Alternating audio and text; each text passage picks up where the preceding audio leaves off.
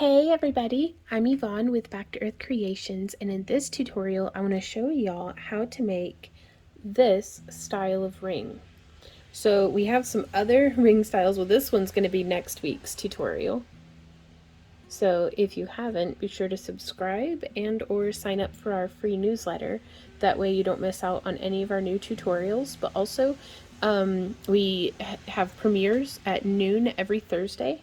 So hey, shout out to everybody who's hanging out in this video's premiere.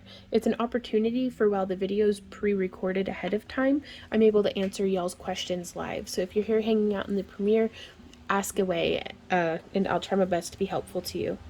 Now, last week we covered kind of more this style of ring. I think this is actually the one that we made at the time, in one of our previous tutorials rather, because time's a construct.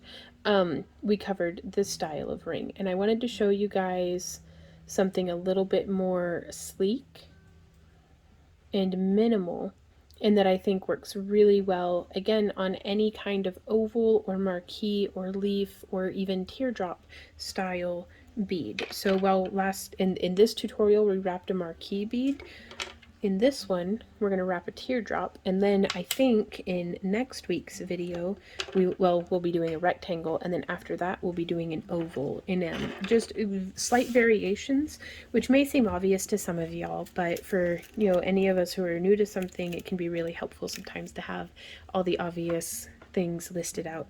So I am using 18 gauge wire. This is American wire gauge. This is Parawire brand, so it's a silver plated, like titanium. It has a colored enamel over the copper core.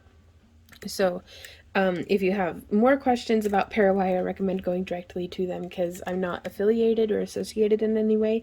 I just love their product and have been using it in all of my work with confidence, because you can get the look of sterling or of antiqued copper, or of, like this here, they've got their vintage bronze colors and stuff. They even have some colorful ones, but it gives you a really elegant looking jewelry at a very affordable price, and it's great for practice too, because it's not working against you.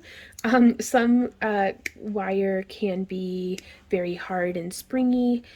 Some of it tarnishes as soon as you look at it, and so it's really nice to have a wire that's not going to be holding you back as you learn. You don't want to be struggling against your tools, against your materials. You want to just be practicing and learning.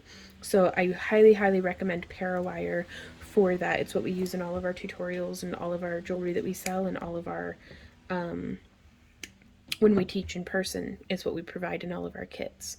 So that being said, we have our ring mandrel, flush cutters, round nose pliers, flat nose pliers, bent nose, and nylon jaw pliers. If I had to make do, I could get away with just those 3 pliers, and then you could even just use like a kitchen spoon or something that's finger sized as your mandrel if you don't have a ring mandrel. But if you're in the mood for shopping, there are links for all of the tools and materials down in the video description, and hopefully that's helpful to you guys. Those are affiliate links, so purchasing through them does help support our channel at no additional cost to you.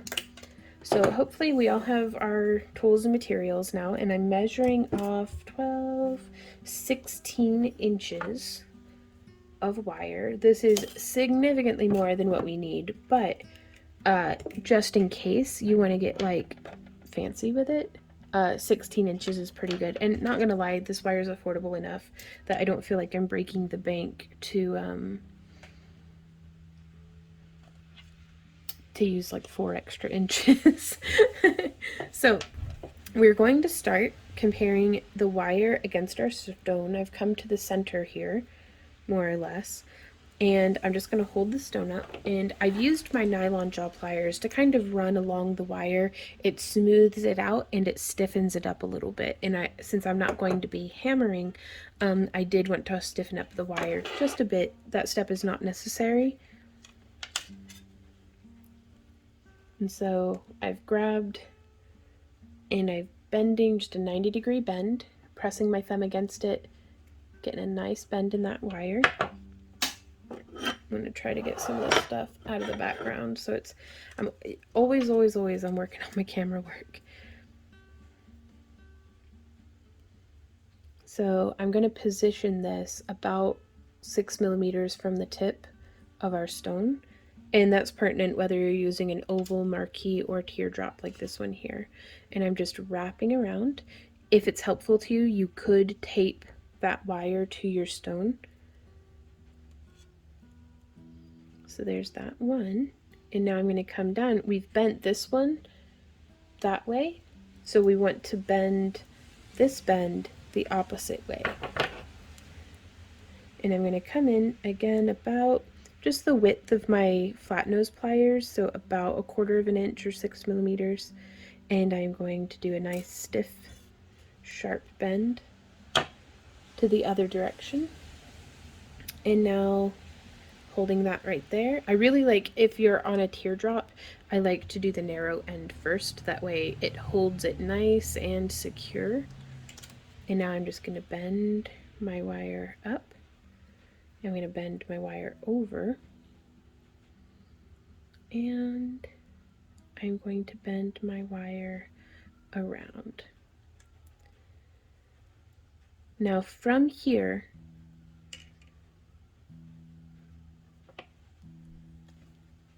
on these previous ring designs, I had bent, let me use the one that was actually from the tutorial.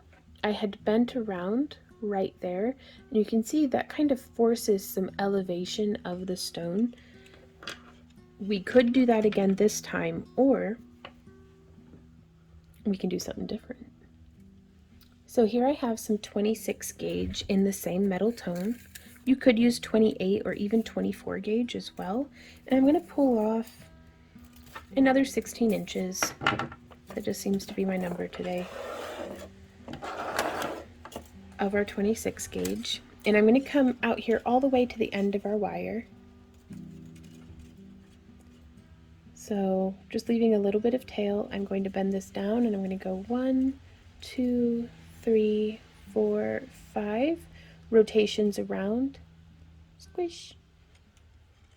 And now holding on this end, I'm going to bend that in just a little, and I'm just going to twist, cinch this around.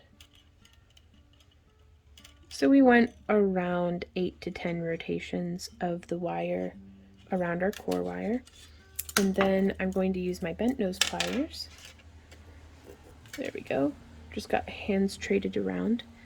But I'm just going to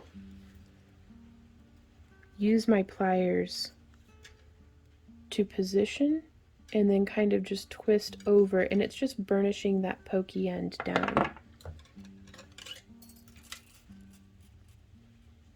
And also, I do apologize for my excellent manicure. I am a gardener in my free time, or even not in my free time. So it's this time of year, I just, with the yard cleanup and everything, I am always dirt stained, no matter how much I scrub my hands. So these are working hands.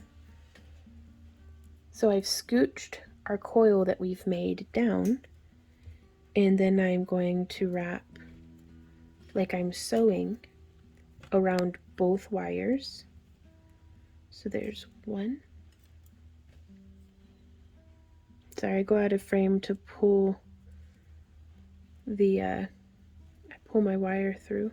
There we go. So that's one full rotation. I'm going to do another zoomed out like this so you can see what it is that my hands are doing.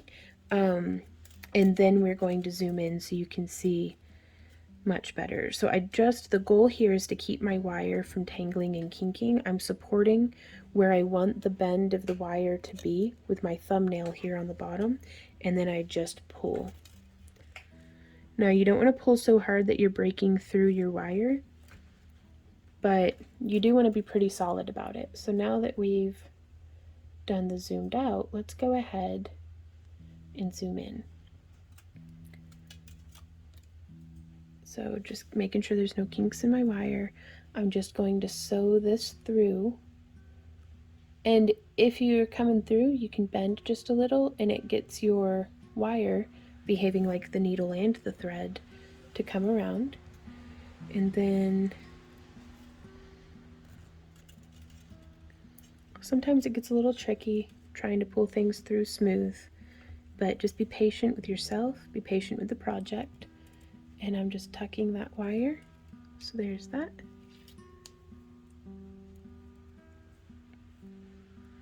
And then sewing through.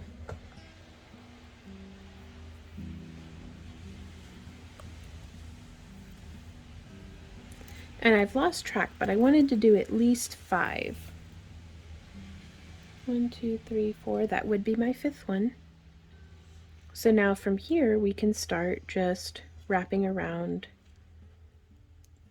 this wire again. So there's 1, 2, 3, 4, 5, 6, 7, 8, 9, and 10. And just every 5 wraps or so, I do like to give a good smush to my wire to keep everything kind of nice and in place. And then from here, I'm going to snip and smush. I try to smush my wire as soon as I snip it. That way, you know, as our piece progresses, some of these wires may become less accessible. And so if it's already smushed and taken care of with no little pokey bits, then you're good to go. And if you've smushed it down, let's see if we can't get a good view here, maybe even tighter in. You can see how that tip is protruding out just slightly. So I like to come in there and just snip it down, because now there's absolutely no pokey bit. So just be, you know, use your artistic discretion. It's perfection is almost subjective. Something that's perfect to me may still need a little bit of work to you. Something that you feel like, you know, is perfect, somebody else might look at and be like, maybe it's a bit much. I get told quite a bit actually that, oh, that's a bit much about my work. And I'm like, well, it's perfect for me. So I may not be your cup of tea, but I wasn't brewed for you. You do your cup of tea. There we go. So now we've got 10 coils on this end.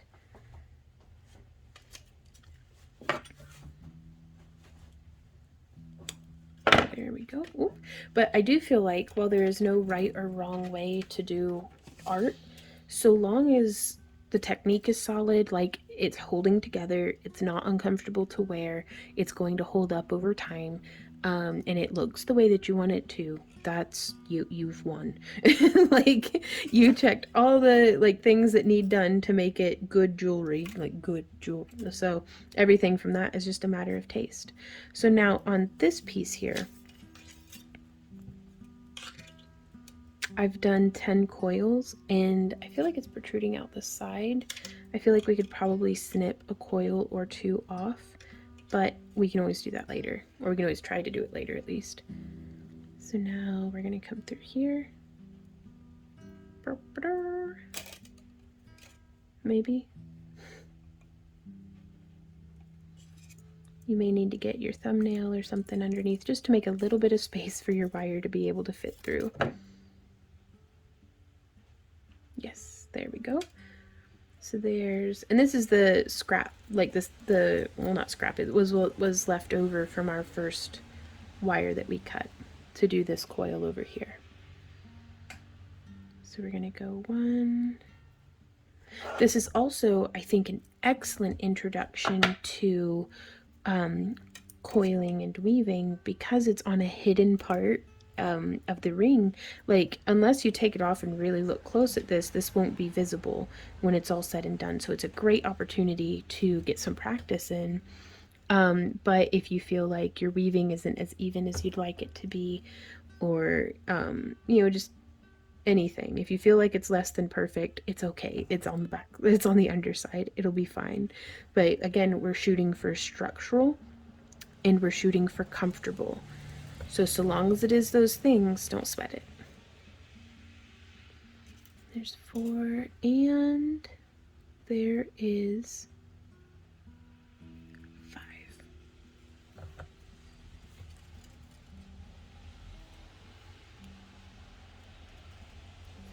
cool. Again, I'm just making sure that everything is holding. So now that cab is in there. We're not gonna have to worry about, we can tighten down the back center in just a minute because there's just a hair of wiggle. I don't know if you can hear it, but maybe see it. Yeah, a little bit of wiggle. So now I'm going to come in here and I'm going to lift up a bit so there's some room to fit the wire in. But that's 1, 2, 3, 4, 5, 6, 7, 8, 9, and 10. We'll give it the old squish and smush. Now also, you can see here the way that this has traveled is after it looped around, it comes directly down into the band of the ring. So we could, if you wanted, we're not going to on this one, but you do have the option of coiling this part of the ring. Like this part of the wire, probably out to about here would be cool. And we may do that on another one. Maybe we explore a lot of the variations on our tutorials in our Friday live streams. They're Craft Along with Vaughn live streams. Every Friday currently our time slot is we stream from 2 until 4 p.m. Central Standard Time. And then we have an after party for our channel members and Happy Crafter Club members. But it's just a way for, it helps me to keep up with all the comments and stuff and to, you know, give y'all my undivided attention, because we have fewer people in the after parties. But that way I'm more able to keep up with comments and stuff. I've come through under here and given it a smush and just fitting my pliers in and smush. I just want to get that holding on to the weaving. Very cool. So now let us get our ring mandrel out. And if I wanted to make a size 9, I'd be working on the size 11 spot on the mandrel. And so I'm just wrapping the bottom wire and the top wire. This one closer to the tip of the mandrel is what I'm calling the top wire, but whichever end of the mandrel it's on, that's the end that I'd like to keep it on. And so we're just bringing it around, and I'm actually going to be feeding this through between that spine wire and the stone.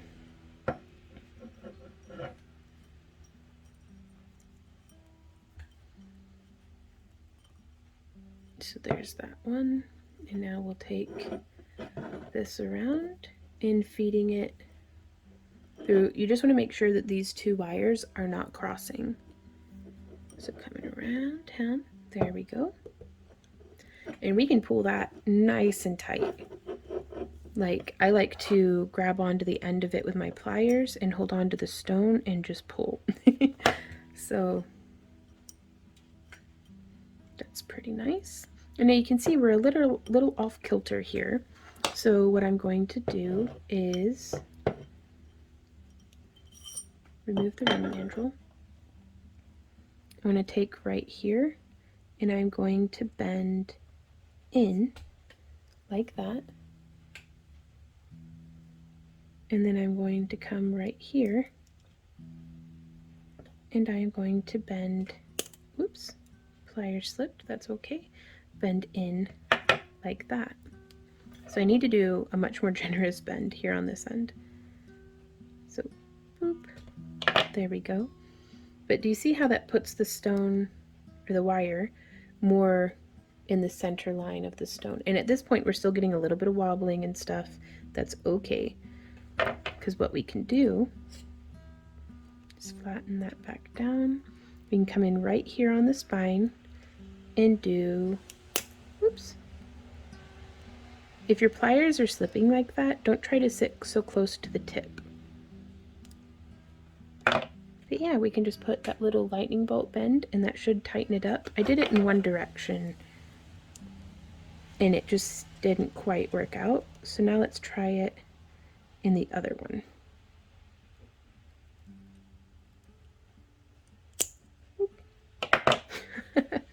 Well, I've made a little bit of a gnarled mess of it with my pliers slipping, but that's okay. We can still get this sorted out. Don't be afraid or hesitate to explore, experiment, fumble. That's how we learn. Okay, so since none of the wire is really cinched down at this point, it's not the best time to try to tighten and get things secure because it's going to pull the tension from the looser spots as opposed from where you want it to be pulling tension from, if that makes sense. Okay, so there's that. So now we can come through and with this wire here, I am going to come around to give it a second layering. And on this side, it looks like we got our wires crossed. Well, that'll be all right. On this side, I'm going to come around to give it that little bit right there. And so now we can just bring this wire through, and I'm going to bind these two ring bands together.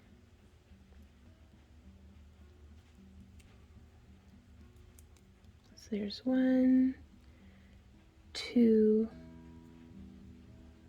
Oh, let's go ahead and do a third one just for good measure. 3. And then I'm gonna give it a nice solid smush with my pliers, make sure that those wires aren't crossing. And then on this side, same thing. I'm just gonna come around and sew through, binding these two ring band wires together. Again, making sure that they're not crossing. So there's 1, there's 2, and there's 3. Now, those are wonky. Let's get that sorted out. We just put it back on the ring mandrel, and it just stretches back out. Now, some of our wire isn't quite laying as flat and tidy. I am going to say I do prefer the method that we did in the previous tutorial, but this does sit it much closer. Well, does it?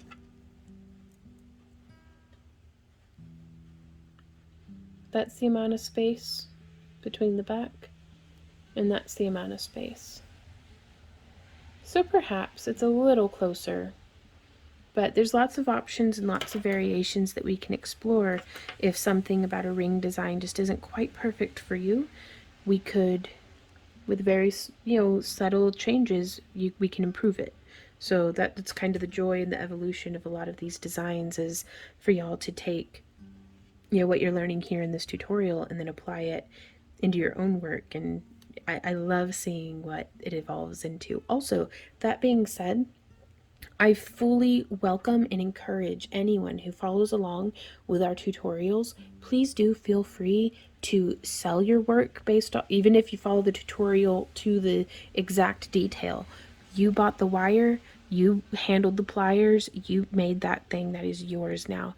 You gift it, sell it, do whatever you want with it. The only thing that we ask is that if people are like, oh my God, how'd you make this? Just pay it forward and be like, encourage them to check out YouTube, not even just our channel, just any, just spread the love of learning and love of crafting. So that being said, go forth and make that bread. Now, you could do like on this one, you can see we just snipped it and smushed it. Or you could do a spiral. So I like my spirals about 2 finger widths, which is about 1.5 inches maybe. Putting that into the scrap bin. I'm going to go ahead and do both sides. And some folks don't like spirals because they get tangled. I love spirals. So to each their own.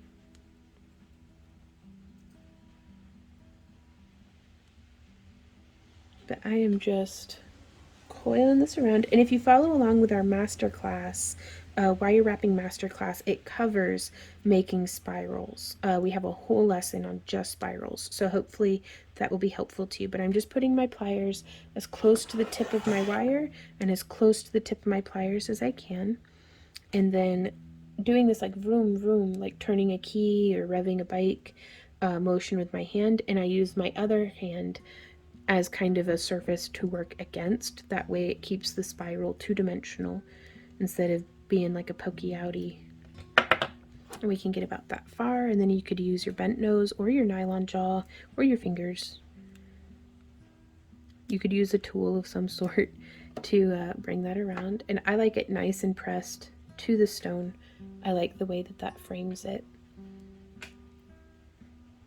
And then something that we could do, if and you want, is we can take our pliers and just right here we can do a little bit of like a geometric bend. So we can bend like that on that side and then grab it and turn kind of the opposite on that side.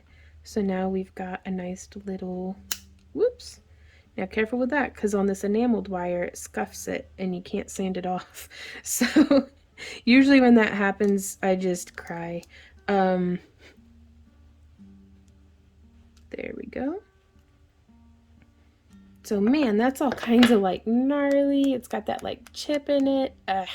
So these things happen. But I kind of love it. It's organic. So there we are. And also, you can rewrap a stone 100 times. So if there's something that you're like, ooh, I like this, because this one does, especially with the spirals on the side, it sits much closer looking to the finger than the other one. I like that. I like that a lot, actually. But yeah, so that is how to make the style of ring. I hope that this is helpful to you. I look forward to hanging out with y'all in more tutorials and live streams and shop update tours and stuff in the future. If you really enjoy our channel and would just can't get enough of us, be sure to check out over on the Vonster vlog. There should be things popping up on the screen eventually that can take you over there. But that's where we do our homestead antics, and this week on the homestead, and you know, we do 2 videos a week over there as well, also with the premiere chat. And I think that's it, y'all. So, oh, if you like our free tutorials and want to support the creation of more of them, check out becoming a channel member or a Happy Crafter Club or any of the stuff like that. All the information is down in the video description below. Email us if you have any questions about anything, whether it's our memberships, whether it's tutorials.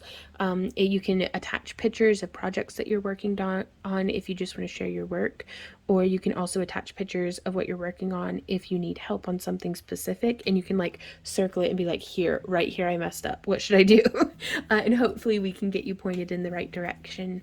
But yeah, thank you guys all so much just for being here and for being you. And until next time, thank you and happy crafting. Mwah! Bye.